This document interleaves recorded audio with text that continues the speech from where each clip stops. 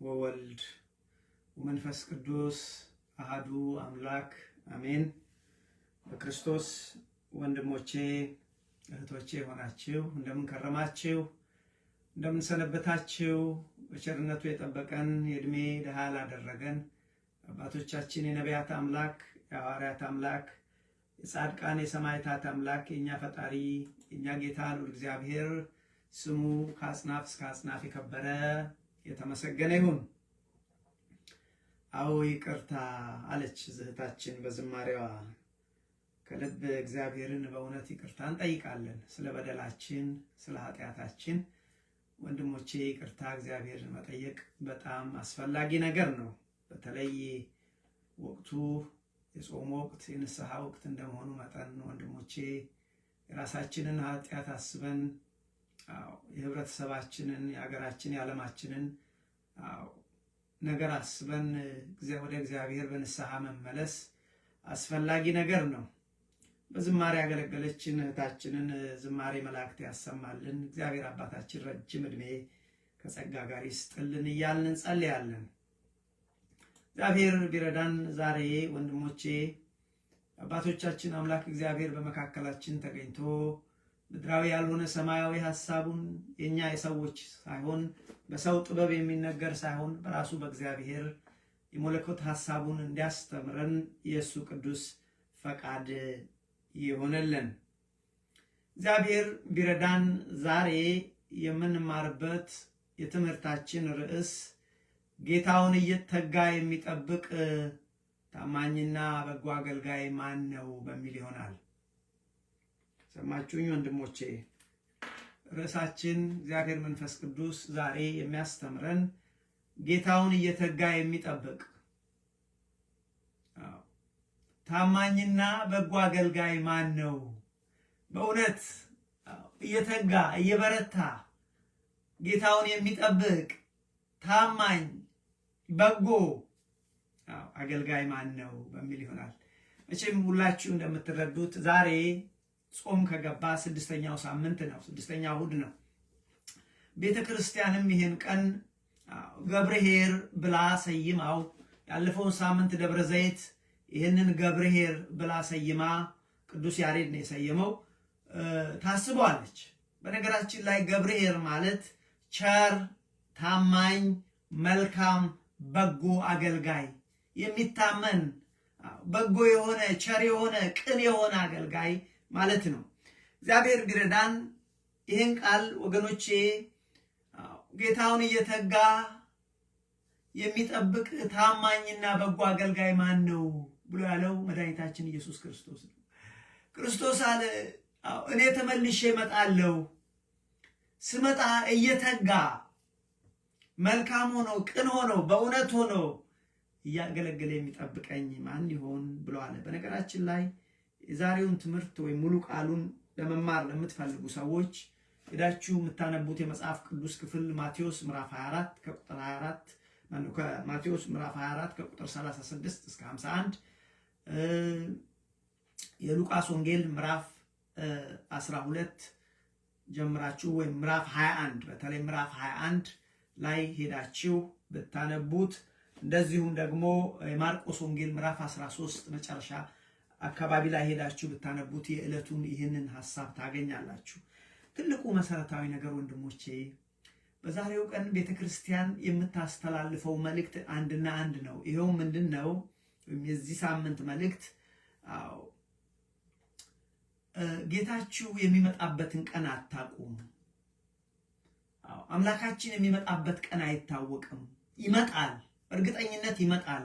ስለዚህ ጌታችን ይመጣልና ተዘጋጅተን ተጠንቅቀን እየተጋ ዝግጅት ብቻ አይደለም ወገኖቼ፣ መጠንቀቅ ብቻ አይደለም፣ ትጋትን ጨምረን እንድንጠብቁት ልጆች ይጠብቁት ብላ ነው የምታሳስበው።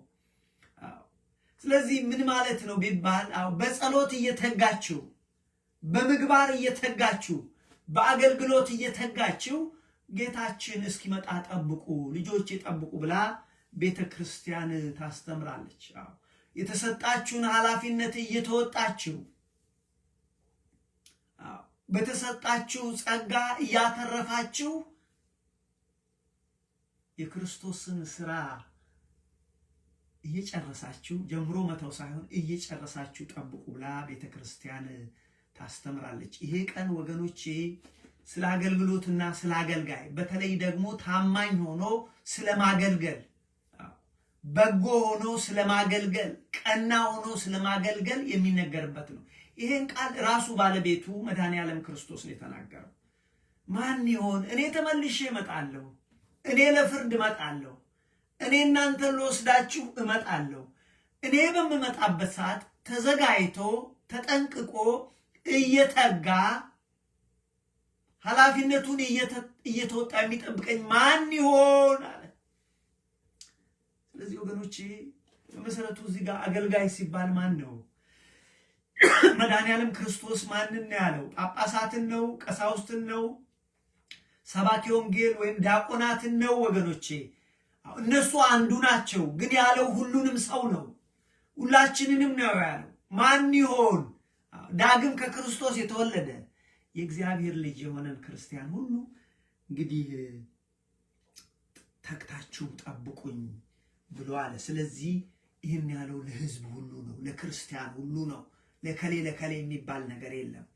ስለዚህ ሁልጊዜ ተግተን ተጠንቅቀን መጠበቅ ለምን ያስፈልጋል?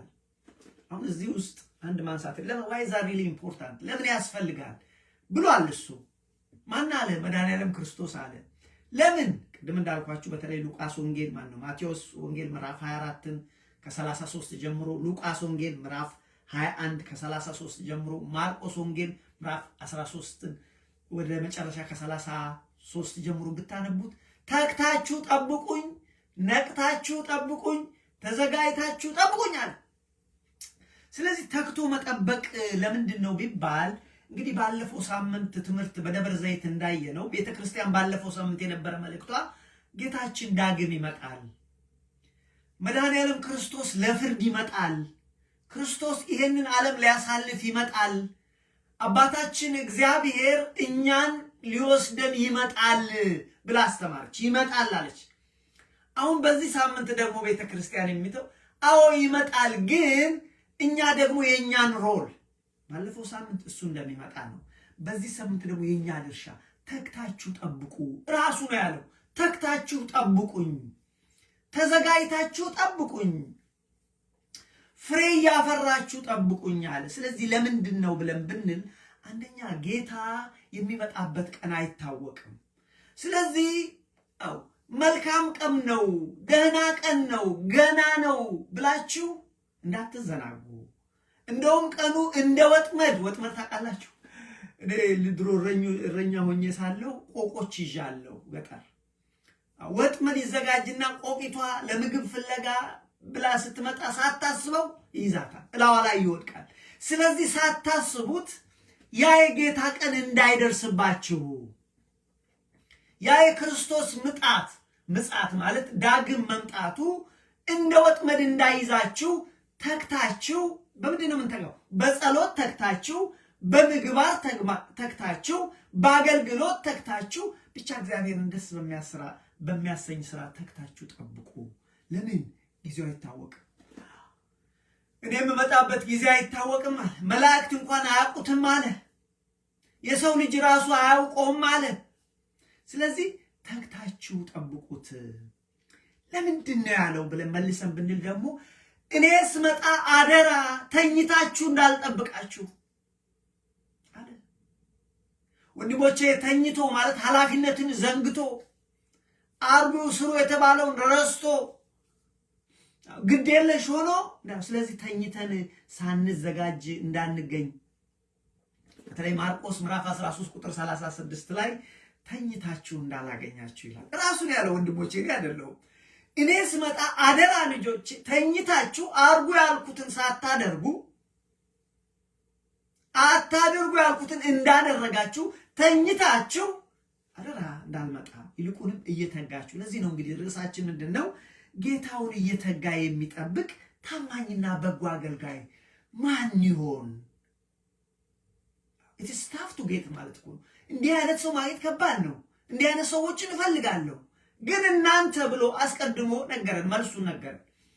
አሁን እኮ ምንም ወንድሞቼ ምንም ኤክስኪውዝ እኮ የለም። ክርስቶስ እመጣለሁ፣ አንደኛ እኔ እመጣለሁ፣ ሁለተኛ ስመጣ ሰዓቱ አይታወቅም። ስለዚህ ተክታችሁ ጠብቋል። በቃ ጥያቄውን ማስቀረመልን ሰጠን፣ መልሱንም ሰጠን። we don't have any excuse። ስለዚህ ሲመጣ ተኝተን ሳንዘጋጅ እንዳንቀር ለምንድን ነው እንዲህ ያለን ብለን ብንል ሌላው ወገኖች ከመከራ እንድናመልጥ ነው። እሱ ከመምጣቱ በፊት ወይ እሱ ሊመጣ አካባቢ ኃይለኛ የሆነ መከራ ይመጣል። በዛ ሰዓት ኃይለኛ የሆነ መከራ ይመጣል። ሁለት ሴቶች ቢኖሩ አንዷ ትወሰዳለች፣ አንዷ ወስዳ ትቀራለች። ሁለት በወፍጮ የሚፈጩ ቢኖሩ አንዷ ትወሰዳለች፣ ሌላዋ ትቀራለች። ይሄ እንዳይሆን ተዘጋጅታችሁ ጠብቁኝ። የተዘጋጁ ይወሰዳሉ፣ መከራውን አያዩትም። ስለዚህ ለምን አለም ብለን ብንል ይመጣል ከተባለው ፈተና ይመጣል ከተባለው መከራ ወገኖች እናመልጥ ዘንድ ነው። መከራ አለ፣ ሰው ሮጦ የማያመልጠው። የእግዚአብሔር የሆኑ ሰዎች ግን ቅዱስ ጳውሎስ እንደነገረን በዛን ሰዓት እሱ ሲመጣ ክርስቶስን ልንቀበል እንነጠቃለን ያለው። እንነጠቃሉ። የእግዚአብሔር ሰዎች ከምትጠፋው ከምትጨፈለቀው ዓለም ጋር አብረው አይጨፈለቁ። አያችሁ፣ አይጨፈለቁ። ስለዚህ የእግዚአብሔር ሰዎች ግን ስለዛች ሰዓት ልክ የዛን ጊዜ ልክ የኖህ ዘመን እንደነበረ የሰው ልጅ መምጣት እንደዛ ይሆናል። የኖህ ዘመን ሰዎች ገና ነው ብለው ሲበሉ፣ ሲጠጡ፣ ሲሰክሩ፣ እንደፈለጋቸው ሲሆኑ፣ በኃጢአት ሲኖሩ ድንገት መጣባቸውና ይዟቸው ሄደ። አለቀ።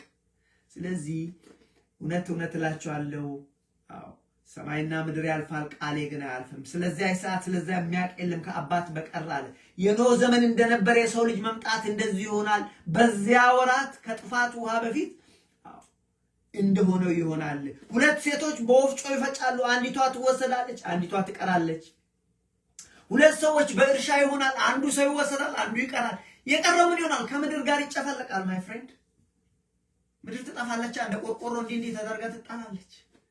ስለዚህ ተዘጋጅታችሁ ጠብቁ። ስለዚህ ለምንድን ነው ብለን ብንል ወገኖች ከሚመጣው መከራ ከሚመጣው ፈተና እናመልጥ ዘንድ ነው። ለምንድን ነው እንደዚህ ያለን? ሲመጣ ለክብር፣ ለመሾም፣ ለመሸለም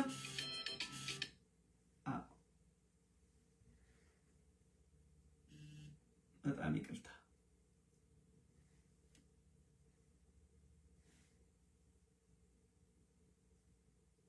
ስለዚህ ወገኖቼ በክብር ለመሾም ለመሸለም ያበቃናል ማለት ነው። ስለዚህ ተግታችሁ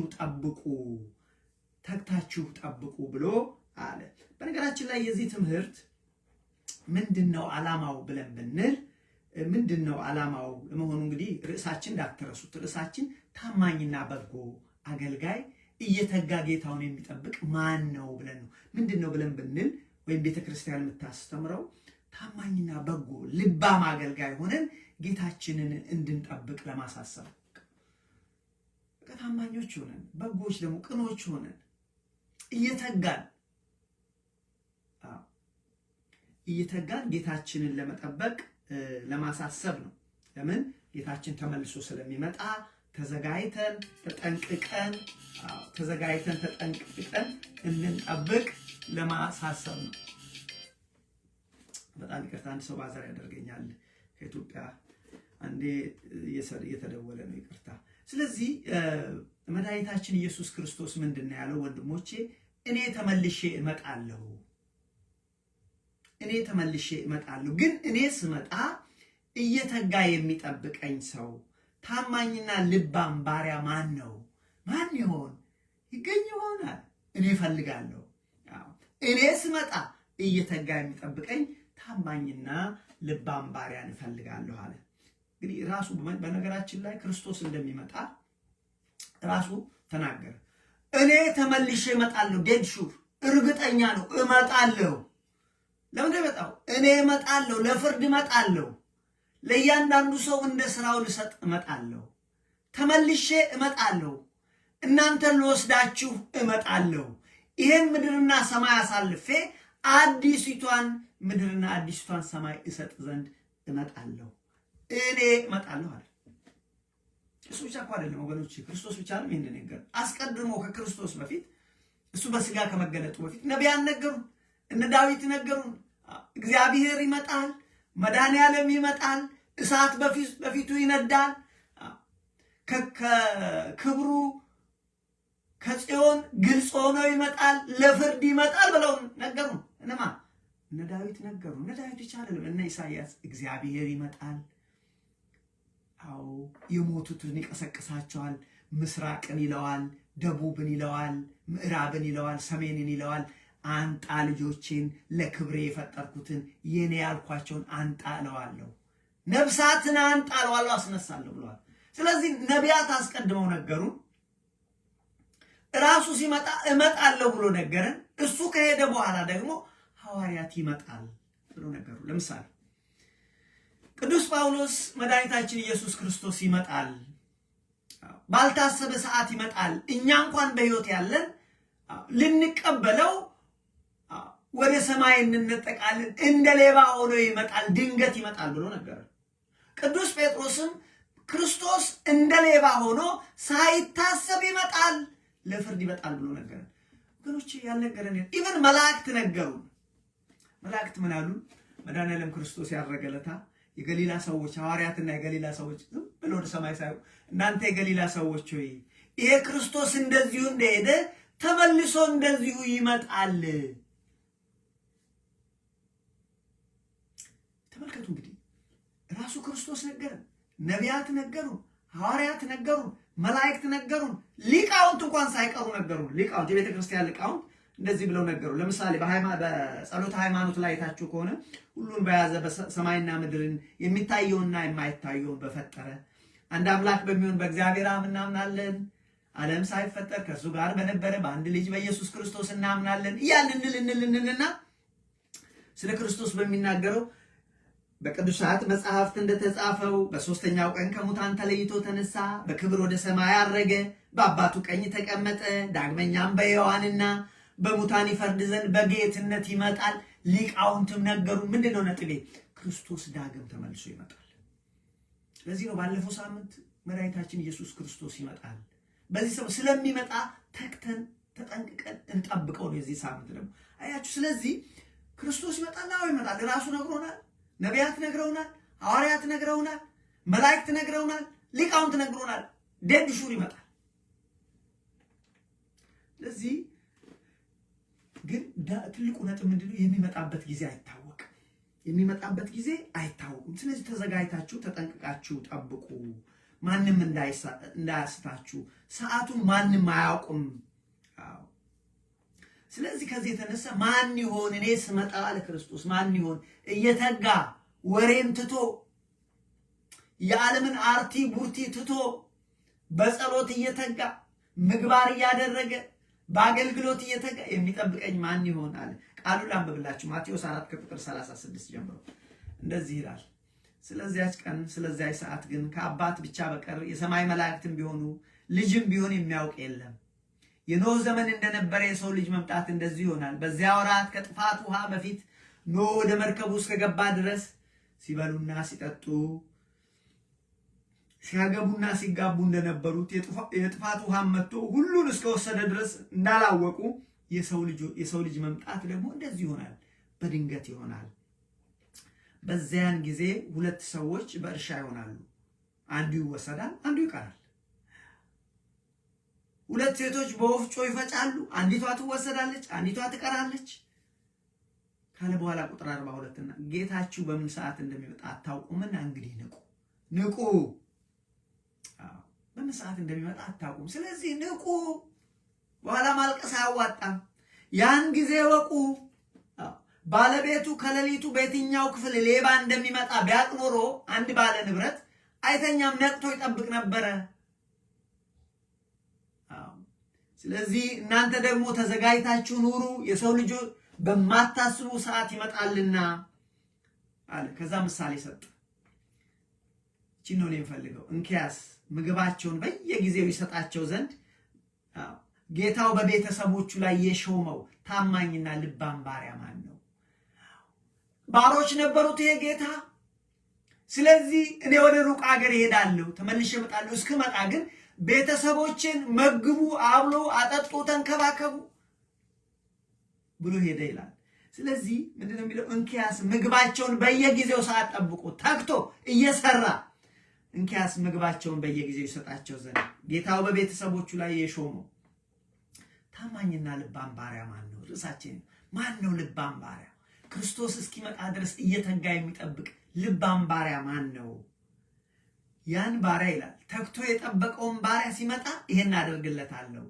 ሰነፉን ባሪያ ግን ጌታዬ ገና ይቆያል ብሎ ያለው ለሱ ደግሞ እንዲህ አደርግበታለሁ ይላል። አንብብላችሁ ጌታው መጥቶ ሲተጋ ያገኘው እንዲህ ሲያደርግ ያገኘው ያ ባሪያ ብፁዕ ነው፣ እሱ የተመሰገነው ነው። እውነት እላችኋለሁ በሁሉ ላይ ያንን ባሪያ ይሾመዋል፣ ይሸልመዋል፣ ይሾመዋል አለ። እህቴ ሰላም እግዚአብሔር ይብዛልሽ። እንዴት አለሽልኝ? እንኳን አየሁሽ። ስለዚህ በዚህ መልክ ያለን ሰው ምን አለ? እየተጋ ጌታውን የሚጠብቅ እሱ ብፁዕ ነው። እውነት እላችኋለሁ ባለው ነገር ላይ ተጨማሪ ነገር ሹመት ይሰጠዋል፣ ኃላፊነት ይሰጠዋል። ነገር ግን ያ ክፉ ጌታዬ ቶሎ አይመጣም ይዘገያል ብሎ አንድም ጓደኞቹ ባሮቹን መደብደብ ቢጀምር፣ ሁለተኛ መግባቸው የተባለውን ቤተሰቡን መመገቡን ትቶ ቢያስጨንቃቸው፣ ሶስትም እሱ ራሱ ደግሞ ውሎ ከሰካራሞች ጋር ቢሆን ስራ ኃላፊነቱን ጥሎ ቢያደርግ የዛ ባሪያ ጌታ ባልጠበቀው ቀን ባልታወቀ ሰዓት ይመጣል፣ ከሁለትም ይሰነጥቀዋል፣ እድሉንም ከግብዞች ጋር ያደርጋል። ከዚያም በኋላ ለቅሶ ነው፣ ከዚያም በኋላ ጥርስ ማፋጨት ነው። ግን ኢትስ ቱ ሌት አይጠቅምም ማለት አያችሁ። እንግዲህ እንዳትረሱ የተነሳንበት ርዕሳችን ምንድነው ያልነው? ጌታው እስኪመጣ ድረስ እየተጋ የሚጠብቅ ታማኝና በጎ አገልጋይ ማን ነው? በጎ ባሪያ ማን ነው ብለን። ስለዚህ ራሱ መድኃኔዓለም ነው ይህን ጥያቄ ጠይቅ። ማን ይሆን የሚጠብቀኝ? ማን ይሆን ስራ ያልኩትን እየሰራ አድርግ ያልኩትን እያደረገ አታድርግ ያልኩትን ትቶ የሚጠብቀኝ ማን ይሆን? ኃላፊነቱን እየወጣ የሚጠብቅ እሱ ብፁዕ ነው። ነገር ግን ጌታዬ ይዘገያል ብሎ ሌሎች ባሮቹን እየደበደበ ቤተሰቦቹን በሰዓት ምግብ ከልክሎ እሱ ጭራሽ ስራውን ጥሎ ውሎውን ከሰካራሞች ጋርና ከኃጢአተኞች ጋር የሚያደርገው ግን ለሱ ወዮለት ብለዋል። ስለዚህ ወገኖቼ ዛሬ ቤተክርስቲያን የምታስበው እንግዲህ ሌላ ነገር ይዛችሁ ባትሄዱ ጌታውን እየተጋ የሚጠብቅ ታማኝና በጎ አገልጋይ ማን ነው? ቅድም አገልጋይ ማን ነው? ጳጳስ፣ ቄስ፣ ዲያቆን ወይም ሰባኪ ወንጌል አይደለም። እነሱ ብቻ አይደሉም፣ እነሱ አንዱ ናቸው። ሁላችንም ነው። ለሁላችንም ነው ክርስቶስ ያለው። ሁላችንም ማን ይሆን እየተጋ የሚጠብቀኝ? ክርስቲያን የሆነ ሁሉ ዳግም የተወለደ ሁሉ ኃላፊነት ተሰጥቶታል። ማን ይሆን? እንግዲህ ለምንድን ነው ክርስቶስ እንደዚህ ያለው ብለን ብንል ሁለት መሰረታዊ ነገሮች አሉ። ክርስቶስ ያለበት መሰረት አንደኛ አስቀድሞ አደራ ሰጠ። አደራ አለ። አደራ ከባድ ነው። ለዚህ እኮ ነው እሱ እንግዲህ ሊያረግ ነው። ለዚህ ነው በዛ ነው እኮ እኔ እሄዳለሁ አለ። ግን እሄዳለሁ ተመልሼ ግን እመጣለሁ። ስመጣ ግን አደራ ምን ብሎ አደራ ልጆቼ እናንተ አለ የዓለም ብርሃን ናችሁ፣ እናንተ የዓለም ጨው ናችሁ። ስለዚህ ብርሃን ሆናችሁ የጨለመውን ዓለም አብሩ፣ ጨው ሆናችሁ ጎምዛዛውን ዓለም አጣፍጡ አለ። አደራ አለ። ለሁላችንም ነው። ለጳጳሱ ለቄሱና ለዲያቆኑ ብቻ አይደለም፣ ለሁሉም ነው። ለሰው ለክርስቲያኖች ሁሉ የተሰጠ ኃላፊነት ነው። ጥያቄው ይህንን ነገር እያደረግን ነው ወይ? እየተጋን ነው ወይ? ወይንስ በተቃራኒው ነው ያለ ነው? በነገራችን ላይ ዛሬ ዓለም የጨለመችው ቤተክርስቲያን የጨለመችው እኛ ወገኖች አደራችንን ስላልተወጣን ነው። እሱ እኮ እናንተ የዓለም ብርሃን ናችሁ አለ። አሁን እኔ የዓለም ብርሃን ነህ ከተባል ቢያንስ ለሰፈሬ እቺን መብራት ታያላችሁ ወገኖች። እቺ መብራት ዓላማው ማብራት ነው። አሁን እኔ እቺ መብራት ብሪ ብላት እስቲ ብሪ አያችሁ በራች። እቺ አሁን አካባቢውን አበራ። እኔ ብበራ እኔ እንደ ክርስቶስ ሐሳብ ብሄድ ለሰፈሬ ለጎረቤቶቼ ለአካባቢ መብራት ሆናለሁ። ነገር ግን እኔ ጨለማ ብሆን እንደ ዓለም ሆናለሁ። አያችሁ እቺ መብራት እንትገርመች። ክርስቶስ ምን አለ? እናንተ የዓለም ብርሃን ናችሁ። አሁን ምን ሆኖ ዓለሙ ክፉ ሆነ? ዓለሙ ቤተክርስቲያን ምን ሆኖ ነው ሰዎችን ቱ ዘ ፖይንት ኦፍ ተስፋ እስከሚያስቆርጥ የደረሰው? ምክንያቱም እኛ አገልጋዮች እኛ ተገልጋዮች እኛ ምን ጨለማዎች ስለሆነ እየተማርን እግዚአብሔርን አናውቀውም። እኛ አገልጋዮች እንኳን በቤተክርስቲያን የሚያገለግሉ እንኳን ወገኖቼ ብርሃን ከመሆን ይልቅ ጨለማ መሆንን መረጥን። ስራችን የጨለማ ነው። ስለዚህ ዓለም እንዴት አድርጎ ይብራል? ሁላችንም ጨለማ ከሆነ ጨለማ ነው የሚሆነው። ነገር ግን በአንድ ትልቅ አዳራሽ ውስጥ ትንሽዬ እቺ መብራት ብትመጣ ወገኖች እቺ ቦግ ታደርገዋለች። እንደዛ ነው የሆነው። በቤተ ክርስቲያን ውስጥ ተስፋ የሚያስቆርጥ ነገር ቢኖር፣ በሀገር ጉዳይ ተስፋ የሚያስቆርጥ ቢሆን ሁላችንም ጥፋተኞች። ስለዚህ ለምን አለ ብለን አስቀድሞ ለሁላችንም ተልእኮ ሰጠን፣ ኃላፊነት ሰጠን። አደራ ልጆቼ ተመልሼ እመጣለሁ አደራ ብሎናል። ሁለተኛው ተመልሼ እመጣለሁ የሚመጣው ለምንድን ነው ብለናል? ለፍርድ ይመጣል። ለእያንዳንዳችን እንደ ስራችን ይሰጠናል። ዶወሬ ባው እንደ ስራችን እንቀበላለን፣ ተሳልፈን እንቀበላለን ሁላችንም። አንደኛ ለፍርድ ይመጣል እንደ ስራችን ሊሰጠን። ሁለተኛ ይሄን ዓለም ያሳልፋል እና አዲሱን ዓለም ለማምጣት ይመጣል። ሶስተኛ አባባ የሚመጣው እኛን ሊወስደን ነው። ወንድሞች አረ አባባ ይምጣ፣ እኔ ከልቤ እላለሁ ይምጣ፣ ይውሰደን። አረንት ዩ ታየርድ? ብዙ ሰዎች ሲያነጋግሩኝ ሲደውሉልኝ ወንድሜ እስጢፋኖስ እባክህ በጸሎት አስበን ደክሞናል ይላሉ። አዎ ደክሞኛል፣ እኔም ደክሞኛል፣ እናንተ ብቻ ደክሞናል። ብዙ የሚያደክም ነገር አለ። ስለዚህ አባባ መምጣቱ መልካም ነው። አባባ ሲመጣው ይዞ ነው የሚሄደው። ወንድሞች አባቱ ሲመጣ የሚንሸቀሸቅ ልጅ ካለ የሚፈራ ልጅ ካለ ወንጀለኛ ነው። የሆነ ነገር አለ አባቱ ሲመጣ። ስለዚህ ወገኖቼ ምን አለን በአጠቃላይ? ስለዚህ እናንተ ግን ታማኞች፣ በጎች፣ ቸሮች ሆናችሁ ጠብቁኝ። ለዚህ ነው ገብርኄር የተባለው። የዛሬ ቤተክርስቲያን ገብርኄር ብላለች። በነገራችን ላይ ሁለት አይነት አገልጋዮች አሉ። ይሄ ሁሉንም ማወራው ነው። ሁለት አይነት፣ አንደኛው በጎና ታማኝ የሆኑ ሲመችም ሳይመችም በጊዜውም ያለ ጊዜውም እየተጉ ጌታቸውን የሚጠብቁ አገልጋዮች አሉ። ሰው ሲኖርም ሰው ሳይኖር አያችሁ፣ እንደዛ አይነት አገልጋዮች አሉ። አንዳንዶች ደግሞ ክፉ፣ ሐኬተኛ፣ ውሸተኛ አገልጋዮች አሉ። ምንም ጥያቄ እኮ ነው። ይኸው ቅዱሳን የሆኑ ነቢያት አሉ፣ የውሸት ነቢያት አሉ። ቅዱሳን የሆኑ ሐዋርያት አሉ፣ የውሸት ሐዋርያት አሉ። ይሄ እውነት ነው። ስለዚህ አሁን ጥያቄ ማን ይሆን በጎና ታማኝ ጌታውን እየተጋ የሚጠብቅ ማን ይሆን ወገኖቼ ይለናል ዛሬ መንፈስ ቅዱስ። እኔና እናንተ ማን ይሆን ይለናል። ማን ይሆን? እመጣለሁ አለ። ለመምጣቱ ምንም ኮስችን የለውም። ስለዚህ ቤተክርስቲያን ዛሬ ምን ትላለች? ልባም ታማኝ አገልጋይ ማን ነው? የሚያስተውል፣ በዛሬው በሆነው ነገር ላይ ብቻ ትኩረት የማያደርግ ይልቁንም አርቆ የሚያስብ ማን ነው? እየተጋ ጌታውን የሚጠብቅ አገልጋይ ባሪያ። በነገራችን ላይ ልባም ማለት የሚያስተውል ማለት ነው። ማን ነው ልባም? የሚያስተውል ማለት ፎከሱ አሁንና ዛሬና አሁን ብቻ ለሚበላ ለሚጠጣ እዚችና እዚች ጋር ስላለችው አለ አርቆ የሚያይ ታማኝ ማለትስ ምን አይነት ታማኝ አገልጋይ? ሰው ሲኖርም ያገለግላል። እሱ እግዚአብሔርን ነው የሚያገለግለው።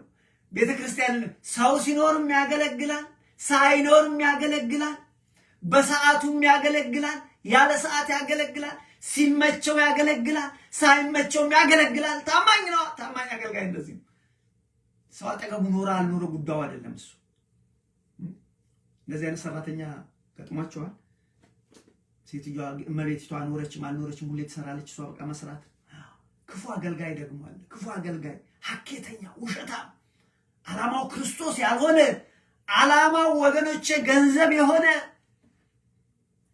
ዓላማው የራሱን ግሎሪ ወይም ደግሞ የራሱን ተክለሰውነት ወይም የራሱን ዕውቅና ወይም የራሱን ዝና የሚፈልግ።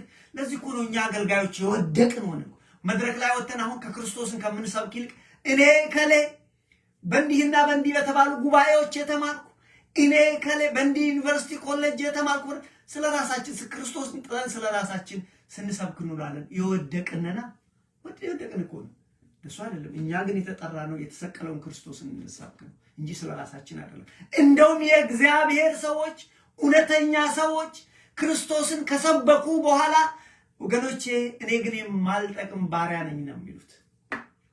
እውነተኛ አገልጋይና እውነተኛ ያልሆነ አገልጋይ በምን እንደምትለዩ ንገራችሁ። ስለራሱ ዝና፣ ስለራሱ ትምህርት፣ ስለራሱ ዕውቀት የሚናገር ከሆነ የወደቀ የውሸተኛ ነው። እውነተኛ አገልጋይ ስለራሱ ሰው እንዲያውቅበት አይፈልግም።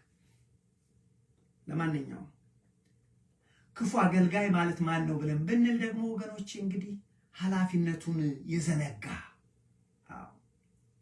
የተሰጠውን ኃላፊነት የዘነጋ አገልጋይ ቤተሰቦቹን የሚያስጨንቅ ቤተክርስቲያንን ከሆነ ቤተክርስቲያንን የሚያስጨንቅ ምክንያት የፈለገ የክርስቶስ ቤተክርስቲያንን የሚከፍል አንዴ ነው ይላል አንዴ ነው ይላል። እሱ ግን ምክንያቱ ሌላ ነው። ቀጭል ያለችው ስሙኒዋ እኮ ነች እሱ ችግር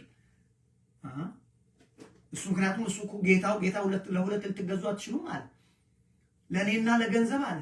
ይሄ ቀጭል ስትል የጮኸው ቄስ ዲያቆን ሰባኪ ወንጌል ወይም ሌላ ቀጭል ስትል እሱ ያቺስ በስሙኒ ምክንያት የሚጣላ ከሆነ እሱ ጌታ ነው። ስሙኒዋ ነች ስሙኒ ሲስትሩ ማንነው ቤተክርስቲያን ሄዶስ እንደው እንትኑ የሚረካ ባላይካ እንደው ደስ ብሎት እንደው ይሄ ስለዚህ ክፉ አገልጋይ አለ።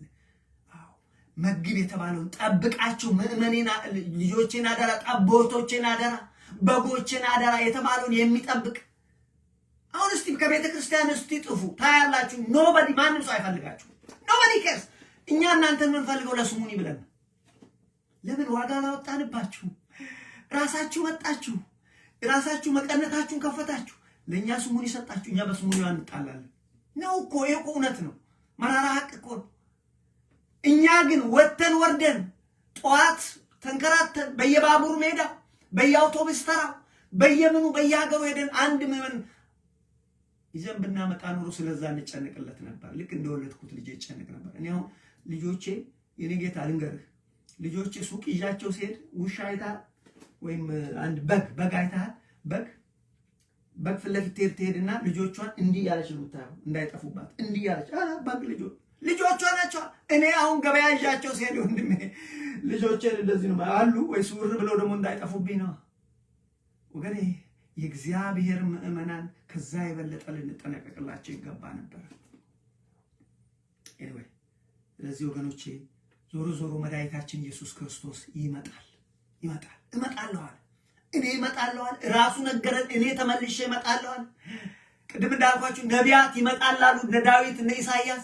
እግዚአብሔር ግልጽ ሆኖ ከጽዮን ይመጣል ለፍርድ ይመጣል ብለው ነገሩ።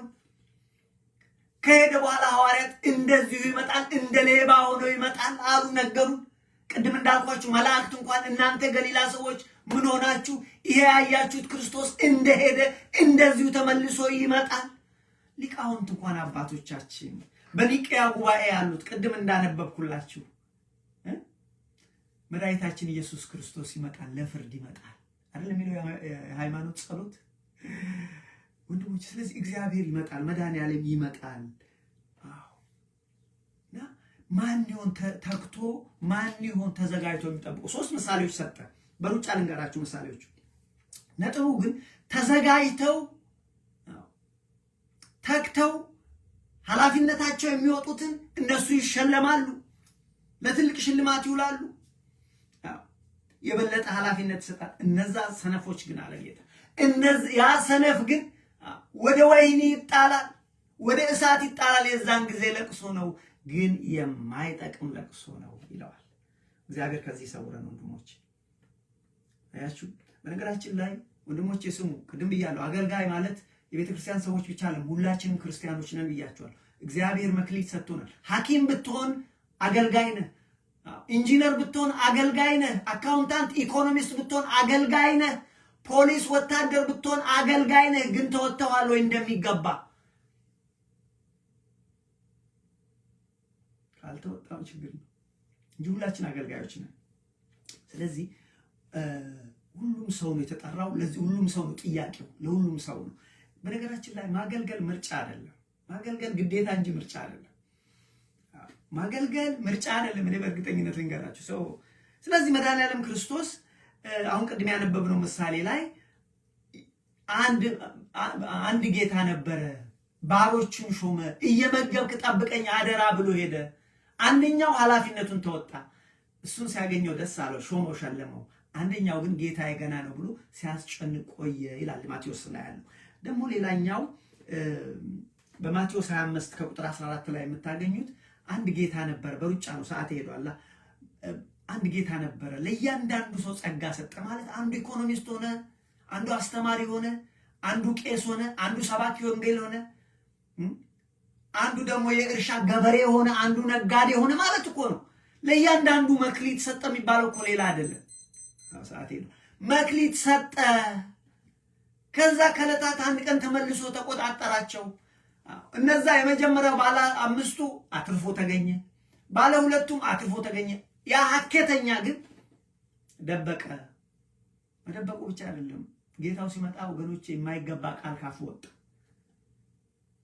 እሱ የደረሰበት ቅጣት ሄዳችሁት። በነገራችን ላይ ሪፖርት ማቅረብ አለ እንዳትረሱ። ክርስቶስ ሲመጣ እያንዳንዳችን እንቀርባለን። አሁን እንደምንሽኮረመመው አይደለም። የዛን ጊዜ ልጄ ገብረ እግዚአብሔር ምን ሰራህ? ምድር ላይ አስቀምጫለሁ ይለኛል። እኔ ምንድን ነው የሰራኸው? አይ እኔ እኮ ጌታዊ እንደው ያን ጊዜ አልመች ብሎ ልጆች በስተውብኝ እንደው ልጆች ብሎ አይሰራም። ይሄ ዳዝ ወርክ ዳትስ ናት ሃው ቱ ወርክ ማይ ፍሬንድ። ኃላፊነት አለ ወገኖቼ። አይ እነ ጊዜ እዛን ጊዜ ታውቃለህ አይደል? እና አባ እኮ አስቸግረውን፣ እነ ቄስ እንትናም አስቸግረውን፣ ወይም ደግሞ እነ መሪ ከሌ፣ እነ ጠቅላይ ሚኒስትር ከሌ፣ እነ ፕሬዚደንት ከሌ፣ ወይም ደግሞ እነ ሚኒስትር ከሌ አስቸግረውን መልካም መስራት አልቻሉ። አይሰራም። ይሄ አይሰራም። ዳዝ ወርክ አሚን ሞክረው ከሆነ ግን አይመስለኝም። ስለዚህ ወገኖች ሪፖርት ማቅረብ አለ። ለዚህ ነው ቅዱስ ጳውሎስ ጢሞቴዎስን በመከረው ምክሩ ስለ ራሱ ሪፖርት አለ። እኔ ግን ሃይማኖቴን ጠብቄያለሁ፣ ኃላፊነቴን ተወጥቻለሁ፣ ሩጫዬን ጨርሻለሁ፣ አያም ዳን አለ። ከላይ ግን ሽልማት ይጠብቀኛል ነው ያለው። በዛን ጊዜ ጌታ ምንድን ነው ያለው? በዚህ መልክ ተዘጋጅተው የሚጠብቁትን ግን በትንሹ ታምነሃል። ባለመክሊቶቹ እንደዛ አይደለም ያለው። አንተ የምትሰጠው ቀሰራ ጥሩ ነው፣ አንተ መልካም በጎ ባሪያ፣ በትንሹ ታምነሃል፣ በትልቁ ሾምሃለሁ። አንተም ደግሞ በትንሹ ታምነሃል፣ ባለ 2 ነው 4 ስለመጣ። ያኛውስ አንተ ክፉና ሀኬተኛ ባሪያ፣ አንደኛ አላተረፍክም፣ ሁለተኛ ጭራሽ ተናገርክ። ስለዚህ ወደ ውጭ ናውጡና ጣሉልኝ አለልም። ይሄ ብቻ አይደለም ወገኖች፣ ሌላ ምሳሌ ሰጠ። ደጋግሞ ነው እንዳንረሳ ክርስቶስ ደጋግሞ እኔ እመጣለሁ፣ አያዋጣም፣ የማይሆን ነገር የማያዋጣም፣ ሞኝ አትሁኑ ብሎ አለ። ተዘጋጅታችሁ ተጠንቅቃችሁ ተግታችሁ ጠብቁኛል። 3ኛ 10 ደነጋገልት ነበሩ ይላል። እዛ ቆነጃጅት ነበሩ፣ 5ቶቹ ጎበዞች፣ 5ቶቹ ሰነፎች። ጎበዞቹ ተዘጋጅተው መብራታቸውን ይዘው ዘይት አብረው ይዘዋል። ሰነፎቹ ግን መብራት ይዘዋል፣ ዘይት የለም። ግን ሙሽራው ዘገየ ይላል። ሙሽራው ሲዘገይ ሰው ሁሉ እንቅልፍ አለው። ልክ እንዳሁን እንደኛ ክርስቶስ ዘገየ። ጳጳሱም፣ ቄሱም፣ ዲያቆኑም፣ መሪውም፣ ተመሪውም ሁሉም እንቅልፍ ያዘ። ዛሬ ቁጭ ለማውን ሁላችን እንቅልፍ አለ። እንቅልፍ ያዘ ወንድሞች፣ ሁላችን ወደቀ። ከዛ ሌሊት ባልታሰበ ሰዓት መጣ ሙሽራ ይላል። የተዘጋጁት ቶሎ ተነሱና መጣ ሙሽራው ሲባሉ ኩራዛቸውን አያይዘው የተዘጋጁት ገቡ አብረው ይላል። በጣም ያስደንቀኛል። የተዘጋጁት ገቡ ይላል። ያልተዘጋጁትስ መጀመሪያ ለመኑ፣ እባካችሁ ከእናንተ ስጡን፣ እባካችሁ የለን ነው ለራሳችሁ ሄዳችሁ ብዙ። እነሱ ሲወጡ በር ተዘጋ፣ አለቀ። ማይ ፍሬንድ፣ እዚህ ወገኖቼ አገልግሎት በትጋት እንድንኖር ነው። ቅዱስ ጳውሎስ ጢሞቴዎስን ይመክረው ነበረ። መንፈሳዊ ልጁ ስለሆነ ምክር ትልቅ እንደ ሜንቶሩም እንደ አስተማሪውም እንደ ልጁም ስለነበረ ይመክረዋል። ልጄ አንተ ግን ተጠንቀቅ፣ ለራስ ተጠንቀቅ፣ ለአገልግሎት ተጠንቀቅ። ምክንያቱም አንደኛ ለአገልግሎት ካልተጠነቀቅ፣ ለራስ ካልተጠነቀቅ ራስም ትሞታለህ፣ ሰውም ይዘህ ትሞታለህ። ልክ አሁን እንደኛ ብዙዎቻችን እንኳን አላወቅ ነው እንጂ ብዙዎችን ይዘን እኮ ገደል ገብተናል እኮ። አሁን ምዕመናን በደል ቢሰራ በራሱ ነው የሚጠየቀው። አንድ አገልጋይ የቤተ ክርስቲያን አገልጋይ ግን በደል ቢሰራ በራሱ ይጠይቃል፣ በሌሎች በደል ይጠይቃል። የቀልድ ጆክ አይደለም። ስለዚህ ምን አለው ሲመክረው? ልጄ ሆይ አደራ አለው። አየህ አገልግሎት በጣም የተከበረና ስራ ነውና በጥንቃቄ አድርገው። ክርስቶስም አገልግሎት ኢትናን ጆክ፣ ሲመቸው የሚያደርጉት ሳይመቸው የሚተውት ነገር አይደለም። በጥንቃቄ አድርገው አንተ ግን የእውነትን ቃል በቅንነት የምትናገር የማያሳፍር ሰራተኛ ሁን አለ። ጢሞቴዎስ ሆይ የእውነትን ቃል አንደኛ በእውነት ተናገር፣ ውሸት አትጨምርበት። ሁለተኛ ቅን ሆነ በበጎ ሆነ አገልግል፣ የማታሳፍር ሰራተኛ ሁን። አቤት አሁን ብንመዘን ስንቶቻችን የምናሳፍርን ነው? ስንቶቻችን ከራሳችን ልብ ወለድ አፍልቀን ነው የምናስተምረው ይሆን? አንድ ቀን ይሄ ሁሉ አደባባይ ላይ በብርሃን ይታያል። ስለዚህ ልጄ ሆይ አለው እስከ መጨረሻው የጸናህ አገልጋይ ሁን፣ እስከ ሞት ድረስ ሁን። ምድራዊ ህይወትን በልክ አድርግ ይለዋል። ይሄ ምድር ያልፋል፣ ቢመችም ባይም እሱን በልክ አድርገውና ዋናውን ስራ እንዳትተው፣ የወንጌል አገልግሎትን እንዳትተው፣ አገልግሎትን ፈጽም። አንተ ግን እንደ ክርስቶስ ሁን ይለዋል። የክርስቶስ ሁን ማለት ምን ማለት ነው? የርህራሄ ልብ ይኑርህ ስታገለግል፣ የይቅርታ ልብ ይኑርህ። እኛ እኮ አገልጋዮች እኮ ምክንያት ነው ሰውን እኮ ለማጥፋት፣ ሰውን እኮ ከምድረ ገጽ ለማጥፋት እኮ የችኮላችን እኮ። ስለዚህ አንተ ግን እንደ ክርስቶስ በጎ ታማኝ ወታደር ሆነ ካለ በኋላ ልብ አድርግ። ቃሉ እኮ የታመነ ነው።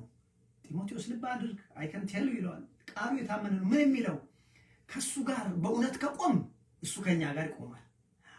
ከእርሱ ጋር ከሞትን፣ ለእውነት ከሞትን፣ ከእርሱ ጋር ከሞትን ከእሱ ጋር ደግሞ በህይወት እንኖራለን፣ ከእርሱ ጋር ደግሞ እንነግሳለን። ስለዚህ ልጄ ሆይ አንተ ግን ይለውና የእውነትን ቃል የእግዚአብሔርን ቃል ሳትጨምር ሳትቀንስ የእውነትን ቃል በቅንነት ተናገር፣ የእውነትን ቃል በፍቅር ተናገር። ዛሬ ብንፈተሽ እኛ ወገኖቼ ምን አይነት አገልጋዮች እንሆን ይሆን? እውነተኛ አገልጋዮች፣ በጎ አገልጋዮች ወይስ ሀኬተኛ አገልጋዮች? እግዚአብሔር ዛሬም በሰማይ አለ ያየናል። ሰዓቴ ስለሄደ አንድ ሁለት ነገር ልበላችሁና ትንሽ የአገልጋይ ባህሪ ልንገራችሁና ልዝጋው። ሁለት አይነት አገልጋዮች አሉ ብያችኋለሁ። አንደኛው አገልጋይ እውነተኛ፣ ታማኝ፣ በጎ አገልጋዮች አሉ። ሲመችም ሳይመችም በቅንነት እግዚአብሔርንና ቤተክርስቲያን የሚያገለግሉ አሉ። ሌሎች ደግሞ ውሸተኛ አገልጋዮች አሉ፣ ሀኬተኞች አሉ። ዓላማቸው ቤተክርስቲያንና እግዚአብሔር ሳይሆን ዓላማቸው ዝናና ገንዘብ። እነሱ የእግዚአብሔር አገልጋዮች አሉ፣ እነሱ የሰይጣን አገልጋዮች ናቸው። ስለዚህ ወገኖቼ መለየት እንድትችሉ ወይም ደግሞ እኛ ከዚህ እንድንማር እስቲ ባህሪያታቸውን እንይ። የበጎ አገልጋይ 7 ባህሪያት አሉት። ክፉ አገልጋይም 7 ባህሪያት አሉት። በጎ አገልጋይ ዓላማው ክርስቶስ ነው። የሱ ሐሳብ ሲተኛም ሲነሳም ሲቆምም አምላኩ ይከብር ዘንድ ነው የሱ ዓላማ። በጎ አገልጋይ እሱ የታመነ ነው። በጎ አገልጋይ እሱ እውነተኛ ነው፣ ታዛዥ ነው፣ ቅን ነው፣ ሰውን አክባሪ ነው። የሚያገለግለው በፍቃድ ነው፣ በግድ አይደለም። ለገንዘብ ብሎ አይደለም፣ በፍቃድ ነው የሚያገለግል። አገልግል ስለተባለም አይደለም። በጎ አገልጋይ ወገኖቼ ሩህሩህ ነው፣ ምህረት ያደርጋል እንደ አባቱ እንደ ክርስቶስ። ኃላፊነት ለተቀበለው ህዝብ ይጨነቃል፣ ህዝቡን ይንከባከባል። እንደ ሙሴ ይሆናል። እግዚአብሔር ሆይ ይሄን ህዝብ ከምታጠፋ እኔን አጥፋኝ። ይሄ ነው አገልጋይ፣ በጎ አገልጋይ። ክፉ አገልጋይስ ምን አይነት መሰላችሁ? ሰነፍ፣ የማይታመን ውሸተኛ፣ የሚጣላ የሚጨቃጨቅ፣ ቤተክርስቲያን ምክንያት እየፈለገ የሚከፍል፣ ህዝብን ምክንያት እየፈለገ የሚከፍል፣ አገርን ምክንያት እየፈለገ የሚከፍል፣ ምክንያት እያመጣ እየደረደረ ያልተፈጠረውን ተፈጠረ ብሎ በቃ አገር የሚያፈርስ የሰነፍ አገልጋይ ነው። ክፉ አገልጋይ ያለኝ ይበቃኛልን የማያውቅ፣ ዓላማው ክርስቶስ ሳይሆን ዓላማው ገንዘብና ዝና የሆነ፣ ኃላፊነቱን የዘነጋ። ልክ እንደማመሰላችሁ አንድ ምሳሌ እንደ ኢዮብ አገልጋዮች። የኢዮብ አገልጋዮች ክፉ ሰዎች ነበሩ፣ በጣም ክፉ። እንደዚህ ይላል ኢዮብ፣ ባነብላችሁም ደስ ይላል። ኢዮብ 19 ላይ ከቁጥር 16 ጀምሮ እንደዚህ ይላል። ስለ ዘመዶቹ፣ ስለ አገልጋዮቹ፣ ስለ ሚስቱ ሲናገር ልብ ይሰብራል። በጣም ያ የተከበረው ኢዮብ።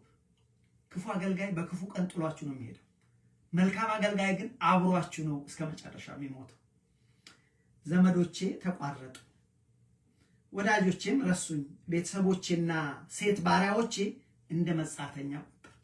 ባሪያዎቼ፣ የሴት ባሪያዎቼ እንደ መጻተኛ፣ እንደማያውቁኝ ሰው በአይናቸው እንደ እንግዳ ሰው ጨርሱን ዋዩ ማናንተ በቃ ናቁኛል። ይህ ብቻ አይደለም። ባሪያዬን ብጠራ ገል እንዲያቀብለው ኮን ማከኪያ ምክንያቱም በቁስል ስለመጣያችን ገል ስጠኝ እንዲልከክበት ማለት ባሪያዬን ብጠራ በአፌ ባቆላምጥ አይመልስልኝም። ሚስቴ ለባሏ አገልጋይ ነች። ሚስቴ እንኳን እስትንፋሴን ጠላች። የእናቴ ማህፀን ልጆች ወንድም እህቶቼ ጭምር ልመናዬን ጠሉ ይላል። ስለዚህ ወገኖቼ አገልጋይ ባህሪያት አሏቸው እና ቅድም እንዳልኳቸው ለምሳሌ ልጠቅልለው እዚህ ጋር በጎ አገልጋይ ምንድነው ብያችኋለሁ። በጎ አገልጋይ ጥሩ ጸባይ ያለው በአጠቃላይ ጥሩ ጸባይ ያለው መሆን አለበት። አገልጋይ በጸባዩ የተመሰከረለት መሆን አለበት። አገልጋይ የራሱን ክብር የሚፈልግ አይደለም። የሱ ክብር ማን ነው? እግዚአብሔር። የሱ ክብር ማን ነው? ቤተክርስቲያን። አገልጋይ ወገኖቼ የግል ጥቅም ፈላጊ አይሆንም። ምክንያቱም እግዚአብሔርን አገልግሎ ልጆቹ ባዶ የተራቡ የሉም። ስለዚህ አገልጋይ የግል ጥቅሙ ፈላጊ መሆን የለበትም። ዛሬ እኮ ሌላው ቀርቶ እኔ እንኳን ልንገራችሁ መዝሙር ማዘመር ችግር እንዳለብኝ ታውቃላችሁ። መዝሙሩ ምን ይሆናል መሰላችሁ? ልክ እዚህ ስብከት ጋር አብረን ስንለቅ ዓለም ላይ መሄዳችን ወዲያውኑ እዚህ ቻው የተሰሙ ሰዎች ይሰሙታል እንጂ ወደዛ አይደል። ምክንያቱም ኮፒራይት አገልጋይ ይዘምራል ግን ለንግድ ነው። አሜን አይ አንደርስታንድ በተወሰነ ደረጃ ግን ይሄንን ያህል መውደቃችን ያሳዝነኛል። ስለዚህ የእግዚአብሔርን አገልግሎት አሜን somebody is going to pay anyway አንድ ቀን ዋጋ የሚከፍልበት ማለት ትልቁ ነገር አገልጋይ የግል ጥቅም ፈላጊ መሆን የለበትም። ለዚህ እኮ ነው እስራኤል ከተሻገሩ በኋላ እኮ ለሌዋውያን ለካህናቱ እኮ እንደሌሎች እኮ ርስት አልተሰጣቸው። ርስታችሁ እኔ እግዚአብሔር ነኝ ያለው የአገልጋይ ርስቱ እግዚአብሔር ነው። አገልጋይ ወገኖቼ የታመነ መሆን አለበት። ቃሉ ሁለት መሆን የለበትም። ወዲህ አንድ እንደዚህ አንድ የለም። በቃል እውነት ወይ ሐሰት አለ። አገልጋይ ደግሞ ሁሉ የበለጠ የክርስቶስ ልብ ሊኖር ሰው ሲወድቅ የሚራራ እኛ ኮንቸኩ አገልጋይ የተባለው እኮ ሰዎችን ከቤተ ክርስቲያን ለማስወጣት ችኮላችን ሰዎችን ይገርምኩ ነገር። ስለዚህ አገልጋይ የታመነ ሰው መሆን አለበት። አገልጋይ የክርስቶስ ልብ ቸር መሆን አለበት። ፈሪሳውያን እኮ ይሄንን ያደረጉት የቤተ መቅደስ ሰዎች ናቸው። ያቺ ሴት ዝሙት ሰራች፣ በህጋችን ትገደል ይላል። እውነታቸውን በህግ እኮ ትገደል ይላል። ግን ህጉ የሚለው ሴቷ ብቻ ትገደል አይደለም የሚለው ወንዱም አብሯት ያደረገው ይገደል ነው የሚለው። እነሱ ግን እነዛ የቤተ መቅደስ ሰዎች ግን ወንዱን ፌር አይደሉምና ወንዱን ትተው ሴቷን ብቻ ይዘው መጥተው ክርስቶስን እቹት ህጋችንን ጥሳለች ትመታ አለ። ከናንተ ኃጢአት የሌለው መጀመሪያ ይወሩ አው ልባቸውን አያ። አገልጋይ ግን እንደ ክርስቶስ እሷን ግን ምንድነው ያላት? ልጄ ሆይ ከሳሾች ይሽታሉ ሄደዋ ስትል በይ ሂጂ እኔም አልፈርድብሽም፣ ሁለተኛ ኃጢአት አታድርጊ። ሩህሩህ አባት ነው። አገልጋይ ሩህሩህ መሆን አለበት። አያችሁ አገልጋይ ወገኖቼ የክርስትናን ህይወት ለመኖር የሚጣጣር የሚሞክር መሆን አለበት እንጂ እሱ እያወራ የማይኖርበት ህይወት መሆን የለበት። የመጨረሻ አገልጋይ ለሚያገለግለው ህዝብና ለእግዚአብሔር ተጠያቂ መሆን አለበት። አሁን እኮ አገልጋዮች ጋር እኮ የለም የመጠየቅ እኮ ለማፈን ምን ችግር ነው? ጠያቂ የሚል የክፉ አገልጋይ ባህሪ ልንገራችሁና ላቁም ሰዓቱ ስለሄደ። ክፉ አገልጋይ ምን አይነት መሰላችሁ? ስራን መስራት የማይወድ በወሬና በአንደበቱ የሚኖር በወሬ በብልጠት የሚኖር እንደዚህ አይነቱ ቅዱስ ጳውሎስ በዚህ ጉዳይ ረጅም ሰፊ ነው ያሉት። እንደው እናንተ ሄዳችሁ ሁለተኛ ተሰሎንቄ ምዕራፍ 3 ከቅዱስ ከምዕራፍ 3 ጀምራችሁ ሁለተኛ ተሰሎንቄ ምዕራፍ 3 ከቁጥር 6 እስከ 13 ብታነቡ እኛ በማንም ላይ ሸክም እንዳንሆን እየሰራን ነበርና። አሁን እኛ ለምንድነው የምንጣላው? ቤተክርስቲያን ውስጥ የገንዘብ ጉዳይ እኮ ነው። ያኮ ነው እውነት እኮ ነው ወንድሞቼ። ሌላ እኮ ምንም ምክንያት የለንም እኮ። ከዛ ምክንያት እንፈልጋለን። እሱ እንዲህ ነው ሃይማኖት ችግር፣ እሱ ደግሞ እንትን ስላለበት እሱ ደግሞ አማራ ስለ ይሄኛ ኦሮሞ ትግሬ ውሸት ነው። ምክንያቱ ሌላ ነው። ግን አገልጋይ ወገኖቼ ስራን መስራት የሚወድ መሆን አለ። ራሱን ችሎ የሚኖር መኖር አለበት በሚቻል። ይሄ ማለት ፉል ታይም የሚያገለግሉ የሉም ለማለት አይደለም። እዛ ውስጥ ጊዜ ስለሌለኝ አልገባም። ውሸተኛ አገልጋይ ወይም ክፉ አገልጋይ የክርስቶስ ልብ የለውም፣ ጨካኝ ነው። he doesn't care። ሰዎች ይቀራሉ፣ ኧረ ተው ሰዎች እናሰናክላለን የሚባል እሱ አጠገብ ነው። ኧረ ሰዎች ይሄ ቤተክርስቲያን ችግር ውስጥ ይወድቅና ብዙ ሰዎች እናሰናክላለን። የለም ጉዳዩ አይደለም። ሰው ቢቀር ባይቀር ጉዳዩ አይደለም እሱ። የክርስቶስ ልብ የለውም። አያችሁ ለቤተክርስቲያን ቢከፈል እሱ ጉዳዩ አይደለም። እሱ ያቺ ስሙን እስካገኘ እንዳልኳችሁ ክፉ አገልጋይ ምናት ነው? ውሸታም ነው፣ ሐሰተኛ ነው፣ ሲዋሽ አይን የለውም። እግዚአብሔር ያለውን ፈጥሮ ያወራል፣ ያስተምራል፣ ይናገራል። ጉዳዩ አይደለም። እንኳን ሰው እግዚአብሔርን አይፈራም። እሱ የሌለ ነገር ሲናገር ምንም ችግር የለበትም። ባጭሩ ግን ውሸታም ነው፣ ሐሰተኛ ነው፣ የማይታመን ነው። ቃሉ ተለዋዋጭ ነው። አንድ ቀን እንዲህ ይላል፣ አንድ ቀን እንደዛ ይላል። ከሰው ሁሉ ጋር የሚጣላ የሚጨቃጨቅ ነው። ትህትና የሚባል ነገር አልፈጠረበትም። ያለኝን ይበቃኛልን አያውቅም። ምን ተማረ ዛሬ? ላቁም እዚህ ጋር ሰዓቱ ሄደ። ዛሬ የተማርነው ወገኖቼ ጌታችን ይመጣልና በጸሎት በምግባር በአገልግሎት ተግተን መጠበቅ እንዳለብን ነው የተማርነው። እየተጋ የሚጠብቀኝ ማን ነው ብሏል። በጸሎት እየተጋ በምግባር እየተጋ በአገልግሎት እየተጋ የሚጠብቀኝ ማን ነው? ከዛ ሶስቱን ምሳሌዎች አምጥተን አየን። ሶስት ምሳሌዎች ጌታ ራሱ የሰጣቸው እየተጋ የሚጠብቀኝ ማን ነው ብሎ ሶስት ምሳሌዎችን ሰጠ። እነሱን አየን። በመጨረሻ የበጎ አገልጋይና የሰነፍ አገልጋይ ባህሪያት ተመለከተ። ምን እናርግ? ጨረስኩ። ምን እናርግ ወንድሞች? ማድረግ ያለብን ችን ብቻ ይዛችሁ። ጌታችን በምን ሰዓት እንደሚወጣ አይታወቅም። ስለዚህ ተዘጋጅተን ተጠንቅቀን እየተጋን በተሰጠን አገልግሎት እያተረፍን እንጠብቀው። ይመጣል። እንደ ወጥመድ እንዳይመጣባችሁ ነው የሚለው። ማለት ሳይታሰብ ቆቅ በወጥመድ ስትያዝ ሳታስበው ነው።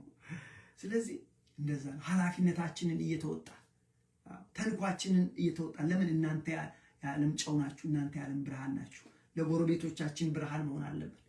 ለስራ ቦታችን ብርሃን መሆን አለብን፣ ጨው መሆን አለብን።